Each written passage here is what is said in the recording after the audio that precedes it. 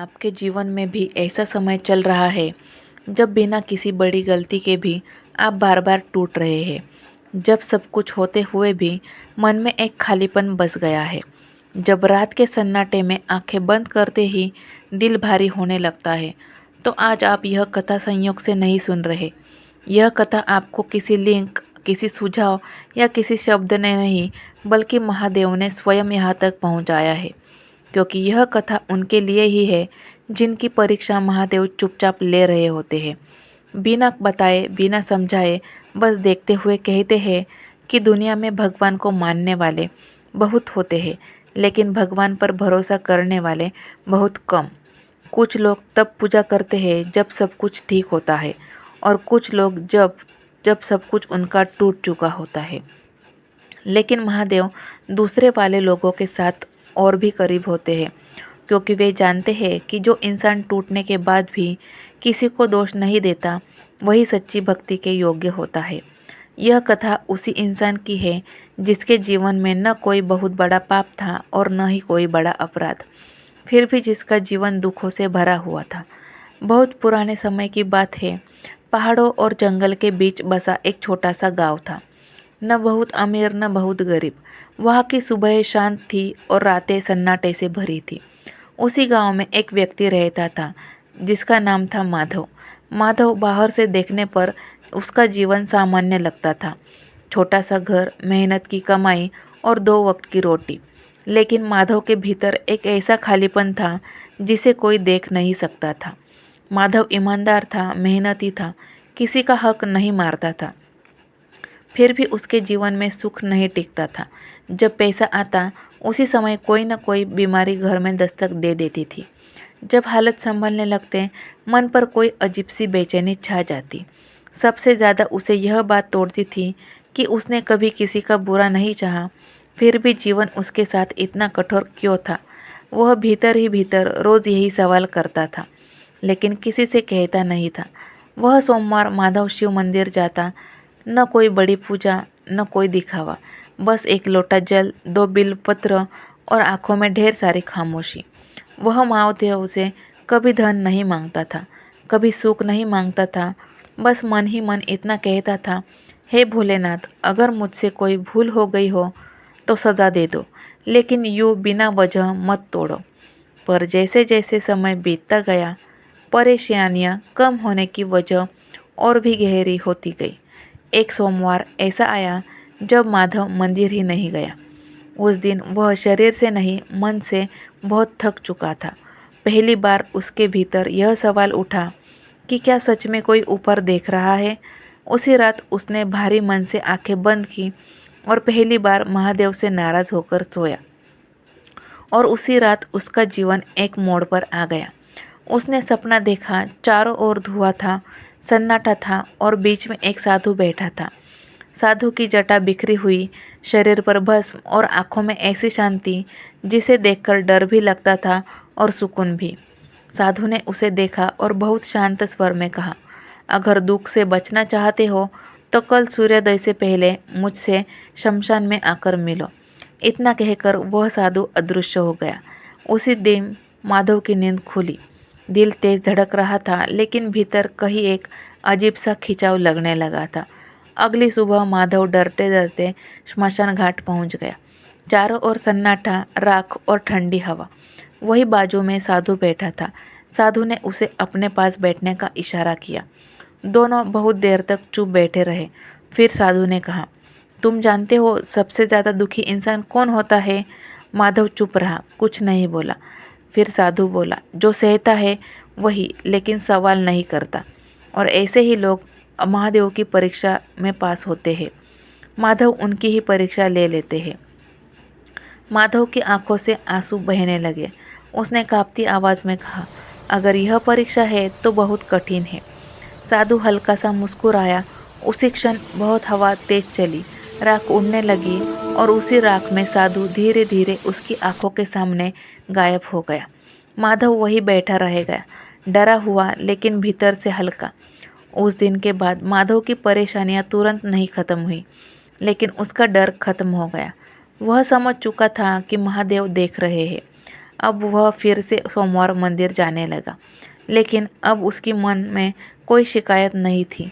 वह घंटों शिवलिंग के सामने मौन बैठा रहता। लोग पूछते कि माधव महादेव से कुछ मांगते क्यों नहीं। माधव बस इतना कहता, जिसने शमशान में बुलाया हो उससे मांगने का अधिकार नहीं रहता। लेकिन परीक्षा अभी भी पूरी नहीं हुई थी। एक दिन अचानक उसका काम पूरी तरह बंद हो गया। जो थोड़ा बहुत सहारा था वह भी छिन गया। घर में चारों ओर चिंता फैल गई। उस रात माधव देर तक जागता रहा। मन फिर डगमगाया, लेकिन इस बार वह टूटा नहीं। उसने आंखें बंद की और कहा, महादेव, अब अगर आप ही नहीं संभालेंगे तो कौन संभालेगा। उसी रात उसे फिर सपना आया। वही साधु। इस बार उसने कुछ नहीं कहा, बस एक दीपक के सामने रखा और इशारे से कहा, जब तक दीपक जले बैठे रहो।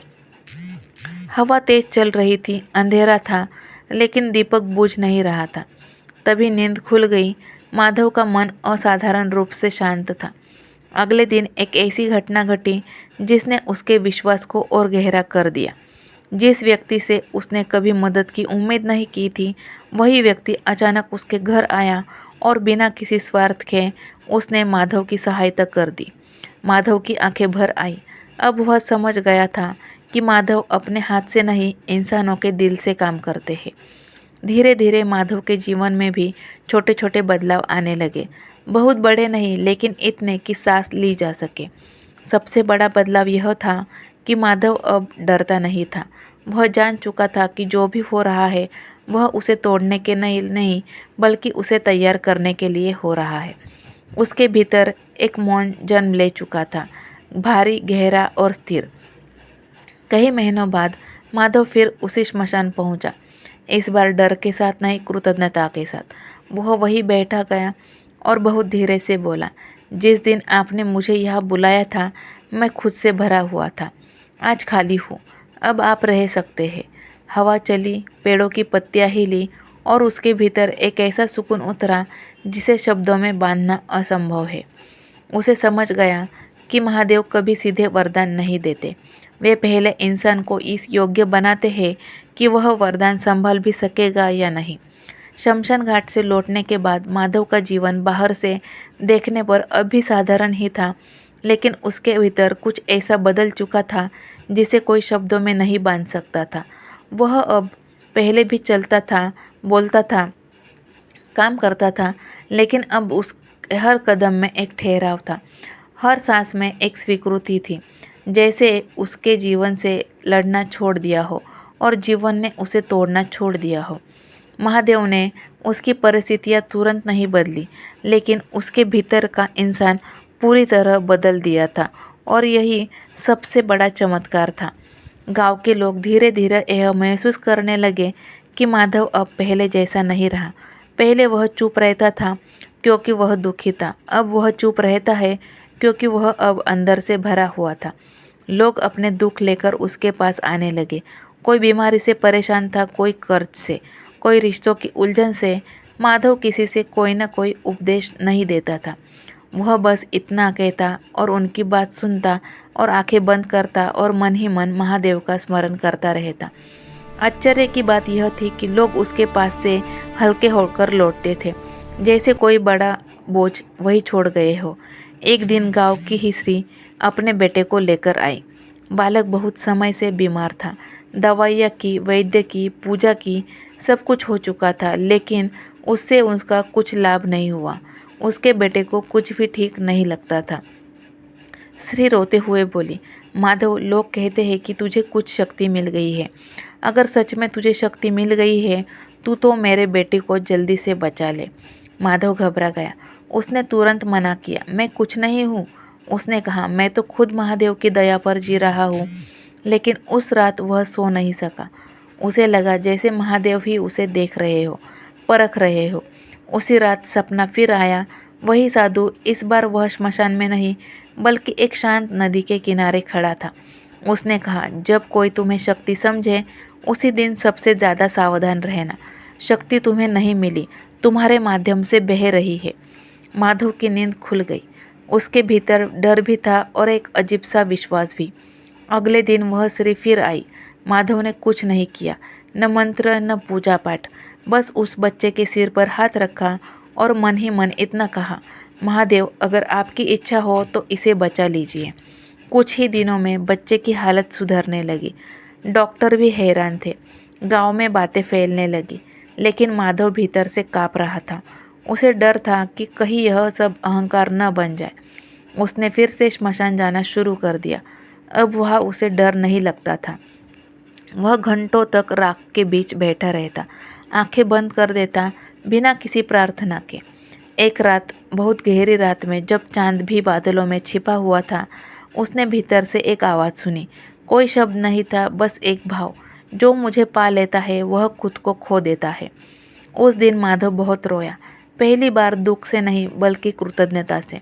उसे समझ आ गया कि महादेव उससे कुछ नहीं ले रहे हैं, वे तो उसे खाली कर रहे थे ताकि वह भर सके, दुनिया से नहीं शिव से। लेकिन परीक्षा अभी खत्म नहीं हुई थी। अब परीक्षा सूक्ष्म थी। अब दुख से बाहर से नहीं भीतर से आने वाला था। लोगों का सम्मान, भरोसा, श्रद्धा, यह सब धीरे धीरे उसके चारों ओर इकट्ठा होने लगे। वही चीज़ जो बड़े बड़े साधकों को गिरा देती है। माधव ने खुद को रोज़ याद दिलाया, मैं कुछ नहीं हूँ। एक दिन अचानक वही साधु उसके सामने प्रकट हुआ, बिना सपना, बिना संकेत, बिल्कुल साक्षात। इस बार वह मुस्कुरा रहा था। उसने कहा, अब आखिरी प्रश्न है। माधव नतमस्तक हो गया। साधु बोला, अगर कल यह सब पता चल जाए, लोक सम्मान, शांति, तो क्या तुम मुझे वैसे ही याद करोगे? माधव ने बिना सोचे उत्तर दिया, अब तो कुछ बचा ही नहीं जो चला जाए। साधु की आंखें भर आई। उसी क्षण वे धुएं में विलीन हो गया। माधव वही खड़ा रह गया, लेकिन इस बार उसके भीतर कोई सवाल नहीं था। समय बीतता गया। माधव अब भी उसी गांव में था, उसी घर में। न कोई आश्रम, न कोई चमत्कार का प्रदर्शन, लेकिन जो भी सच्चे मन से उसके पास आता है, उसे महादेव की उपस्थिति का अनुभव होता है। महादेव समझ चुका था। महादेव मंदिरों में कम, टूटे हुए दिलों में ज़्यादा रहते हैं। और यही इस कथा का सार है। अगर आपके जीवन में सब कुछ होते हुए भी बेचैनी है, अगर बिना कारण दुख है, अगर ईश्वर से सवाल करने का मन करता है, तो समझ लीजिए आप नज़रअंदाज नहीं किए गए हैं, आप चुने गए हैं। महादेव पहले सब कुछ छीनते नहीं है, वे पहले इंसान को ऐसा बना देते हैं कि छीनने से कोई फर्क ही न पड़े।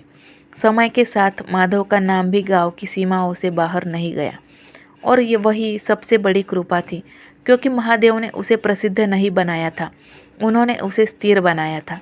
जिनके जीवन में महादेव प्रवेश करते हैं, उन्हें दुनिया की ज़रूरत नहीं रहती, और जिन्हें दुनिया की ज़रूरत नहीं रहती, उन्हीं के भीतर शिव वास करते हैं। माधव अब भी उसी मिट्टी के घर में रहता था, वही सादा भोजन, वही शांत दिनचर्या। फर्क बस इतना था कि अब उसे जीवन में कोई शिकायत नहीं थी। एक संध्या, जब सूर्य अस्त हो रहा था और आकाश पर हल्की सी लाली फैली हुई थी, माधव अकेला मंदिर में बैठा था। शिवलिंग के सामने दीपक जल रहा था। न कोई घंटी, न कोई भीड़। उसी मौन से उसे पहली बार ऐसा लगा जैसे कोई उससे बोल रहा हो, पर शब्दों में नहीं, भावों में। वह कोई और नहीं, स्वयं महादेव थे। वह कोई आदेश नहीं था, कोई वाणी नहीं थी, बस एक बहुत गहरा भाव था। तुमने जो सहा वह तुम्हें तोड़ने के लिए नहीं था, वह तुम्हें मुझ तक लाने के लिए था। माधव की आंखों से आंसू बहने लगे। उसी क्षण से अपने जीवन का हर दुख, हर अपमान, हर असफलता सार्थक लगने लगी। जो लोग उसे कभी नज़रअंदाज कर गया करते थे, जिन परिस्थितियों से उसने झुका दिया था, अब उन सब के गुरु बन चुके थे। उसके मन ही मन कहा था, अगर यह सब न होता तो मैं खुद से भरा रहता, और खुद से भरा इंसान शिव को कहाँ जगह देता है। उसी क्षण उसे एक अंतिम अनुभूति आई। महादेव कभी जीवन से नहीं, दुख को हटाते हैं, वे दुख के अर्थ को बदल देते हैं। माधव ने उसी दिन समझ लिया कि उसकी यात्रा अब पूरी हो चुकी है। कोई लक्ष्य नहीं बचा था, कोई प्रश्न नहीं था। अब जीवन केवल एक साधना थी, चलते हुए, सांसें लेते हुए, हर क्षण स्वीकार करते हुए। उसने लोगों को सिखाया नहीं, उसने उपदेश नहीं दिए, वह बस जिया, और उसके जीने में शिव झलकते रहे। और अब यही कथा समाप्त नहीं होती है, यह कथा यही से आप में शुरू होती है।